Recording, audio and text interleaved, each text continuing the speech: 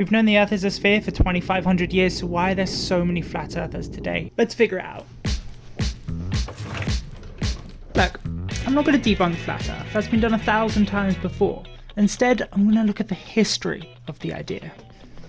I'm going to look at ancient Greeks, Romans, medieval Christians, colonial Europe, and modern flat earth theory, just to figure out how the fuck we got here. Okay, let's go back to 240 BCE in ancient Greece. Well, technically Alexandria and Egypt, which is under Ptolemaic rule, which is technically Macedonian. Using a really smart dude called Eratosthenes figured out that at noon on the summer solstice in Syene, no vertical shadows were cast. So at the same time in Alexandria, he measured the angle of a shadow coming off a rod he stuck in the ground, which was 7.2 degrees. He then got a guy to measure the distance between Syene and Alexandria, which was 5,000 stadia, times that by 50 to make up the rest of a 360-degree circle, and he got 250,000 stadia as the circumference of the Earth. Now, give or take a margin of error for conversion of stadia to kilometers, because we don't quite know, he got around 40,000 kilometers for the circumference of the Earth. When we started going to space and measured the planet, it was 40,075. 2,300 years ago, this dude with shadows and maths figured out the circumference of the Earth. And I failed stats. And this wasn't figuring out that the Earth was a sphere, this was figuring out how big it is. Bear in mind, we are still running on a geocentric model. We didn't figure out that the Earth revolves around the Sun until Galileo in the 16th century. So what happened? Well, we have evidence for these guys knowing the Earth is round. We also have evidence for Romans knowing the Earth is round. But here's where the fun starts.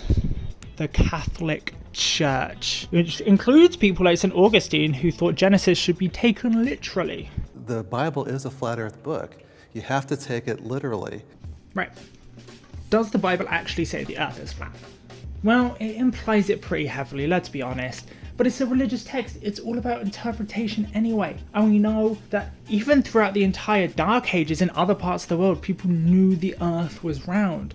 In the 9th century, you have Al-Khwarizmi, who used Eratosthenes' calculation to figure out the circumference for himself, and it was the same answer. In the 11th century, you have Al-Biruni, who creates his own equation using trigonometry, a mountain and a flat plane, so that only one person at one location can be used to calculate the circumference of the Earth. But I mean, Vikings are a flat earth religion. Norse creation story is the entirety of the world is carved out of a giant's flesh. The blood of that giant then becomes the ocean that surrounds the world, and the sky is held up by 4 dwarves. But even then, you have a guy in a shed with an apple and a candle saying, because of this way the shadows work, the world has to be round. People knew.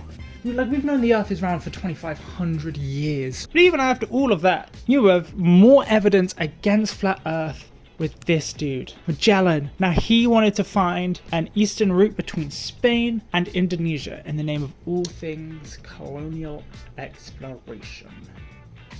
And he did that. After they stopped off at the Philippines, converted a couple of thousand people to Christianity, met local indigenous leader Lapu-Lapu, who told him to fuck off. And then when he tried to fight Lapu-Lapu, he fucking died, and only 18 out of the 270 men ever made it back to Spain.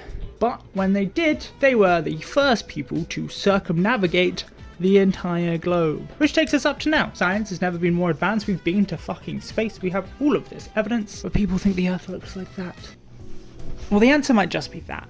Science has gone and turned into something that some people just can't understand. And a lot of people, if they can't understand something, they fear something. Or it must not be true. Modern flat Earth was started in the 19th century by this guy, Samuel Robotham. Now, he published multiple writings under the name Parallax and started the Zetetic Society, which is the precursor for modern flat Earth society, and its core tenet: only trust observations and science you can physically see with your eyes, which just basically means simplify complex science until it makes sense to you but is often wrong. His main source was the Bedford Levels experiment, where he sat in the old Bedford River with a telescope 8 inches above the water and watched a man row away from him on a boat. Since the river was 6 miles long, he was like, the man should surely disappear relatively quickly. Only he didn't, proving the Earth is flat?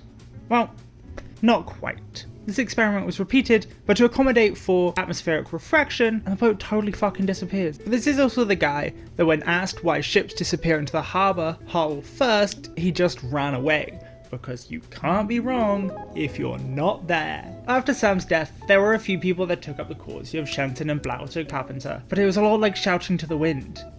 Until you have the internet and Mark Sargent. People loved his ideas, they blew up. The flat earth community continued to grow, and they questioned everything. Especially NASA. Turns out flat earthers just fucking hate NASA. So in the past it's been religion that's caused people to think the earth is flat, which it kinda still is. Look, constellations, ships, shadows, eclipses, so many things have been used to prove that the earth is round over and over again, including all of this.